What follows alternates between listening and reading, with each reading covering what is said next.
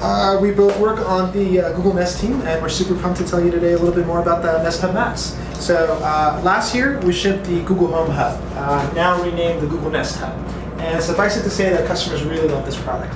But we're all about giving our users options. And for anyone looking for a bigger screen, more sound, or a camera, the Nest Hub Max is the device for you. It comes with a 10-inch HD touch display, 2 front-facing tweeters, and a back-facing woofer for some great room-filling sound, and a camera that enables a number of really helpful experiences we'll be speaking with you about shortly.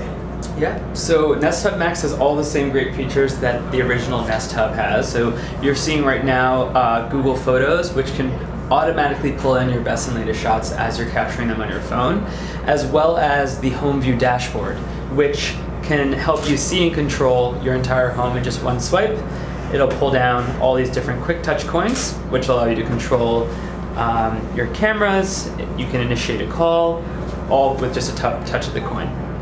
But there's 4 features that are unique to Nest Hub Max that we'll walk you guys through today. The first is proactive assistance. The second is duo video calling and video messaging. The third is built-in Nest Cam features. And the last is a more premium entertainment experience because of the bigger screen and better sound.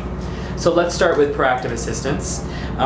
Similar to the feature Face Match, which is an assistant feature that delivers personalized responses based on voice recognition. Because of Nest Hub Max camera, we now have Face Match, which is an optional feature that you can set up during the setup process for the product. And what Face Match does is it automatically delivers personalized information proactively when it recognizes you. So it is an opt-in feature, but the way it works is you take a few photos of your face during setup. That creates a face model that is securely stored locally on this device, and then it allows the device to start serving you information contextually based on time of day. So let's check that out. We're gonna slide the mic and camera mute switch on. Mic and camera are back on. We have confirmation that that's on. And then if I just step right in front of the display, you'll see it recognized me. Good afternoon, Ross. And then that will start my morning routine, which shows the weather, my commute to work. It will show upcoming calendar events, and it will even show duo video messages that were left for me by Mohammed earlier today. Cool, so that's just a few of some of the proactive features, and Mohammed's gonna walk you guys through some more of the duo video calling experience. Yep. So in terms of communications, now more than ever, families are really looking for opportunities to stay connected in the midst of their very busy lives. And we think that being able to very quickly and seamlessly video call or video message a loved one from home will help families stay connected and to a large extent stay in sync. So you notice the video message that appeared on screen. What we'll show you now actually is a video call. So Ross, you want to make a call to me? Yeah. Hey Google, video call Mohammed. Making a video call to Mohammed. Yes. So I'm going to go ahead and answer that from my mobile phone. Let's turn off the mic so that we don't get any feedback. And what's cool actually is beyond basic video calling, we've actually introduced a feature we're calling auto framing. And what auto framing does is it actually keeps the folks that are in front of the camera in the center of the frame. I know this is a little bit challenging because we have some cameras, but may I turn the device actually? Oh yeah, I see it. Yeah. So if I turn the device just for a moment and then you direct your attention to the phone. Yeah, and actually if you record the phone, you'll be able to see how it works. Yeah. You'll see actually that as I walk up towards the device, the camera keeps me in frame. I can walk back out, keeps me in frame. It's also got one right here. That's kind of, that's auto framing. Is it just zooming in digitally? Yeah, it's a digital pan. Okay. So I'm going to go ahead and hang up now. Turn this back over. In addition to keeping families in sync, we're also hoping to give them some peace of mind that all is well at home. With the Nest Hub Max, we've actually included a built-in Nest Cam that allows you to keep an eye on what's happening at home while you're away.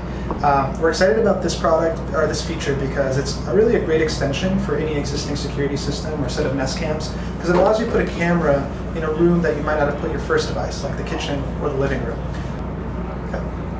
And you notice when that happens, a green LED appears right here on the device, making it clear that the device is monitoring. You also get a live view of the activity that's happening directly from the Nest app. That's actually a 127-degree field of view. What's cool about actually having this in the Nest app is you get a number of the same features that you've come to love about your Nest Camps, like talk and listen, event notifications, camera history with Nest Aware, and quite a bit more. So let's go ahead and turn the camera back off and move on to our last topic. Cool. So the last one's entertainment, and we mentioned bigger screen, better sound. We want to give you guys a sense of what the sound quality is like. So if I just say, hey Google, play Overnight by Parcels. Okay, Overnight by Parcels. Playing on YouTube Music. So this is streaming from YouTube Music, but the assistant's also compatible with Spotify, Pandora, and many other services. And if we just slide our hand behind here and increase the volume using the physical button,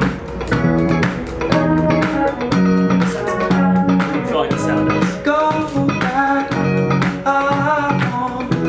so bad. We can pause in just a tap. It's also great for watching live TV from YouTube TV if you have a subscription. So you can just say, hey Google, what's on TV? Sure, here's what's on TV right now. And that will trigger this visual channel guide, which you can scroll through just like this. And in just a tap, you can start streaming live content from tons of compatible partners. Two of those wins that the Warriors got came after Chris Paul injured his hamstring and missed the rest of the series. They've been better to win well. At this time, Netflix is not supported, but we're always talking to partners about paths to compatibility. Yeah. And the last thing we want to show you is something that was demoed in the keynote, which is a new feature called Quick Gestures. So as your hands are getting dirty, maybe making dinner in the kitchen, and you don't want to touch the screen, you can just go like this. To at least be in this content. And right there, we pause the media with just one quick gesture. That quick gesture can be used to quiet the assistant if it's giving you a long response, and it can also be used to disable an alarm. So. Cool. So that's an overview of the features. One thing we've also thought through with this device is really privacy and how we're going to ensure user privacy from the ground up when we're building this. We've included a number of controls for this device. One is actually on the back of the device. It's a mic and camera switch that actually electrically disables both the camera and the microphone at the same time. If you're looking to still use your Google Assistant and want to keep the mics on, you can also do that and just disable the camera right here from the settings tray. In terms of the camera features, all of them are opt-in, so you're in full control, and we're super excited about some of these experiences we're creating for our customers. Nest Hub Max is going to retail for $229. It'll be available in the G Store, Best Buy, Target, and a number of other offline retailers. It'll be hitting shelves later this summer, and with that, that's the Nest Hub Max. Cool.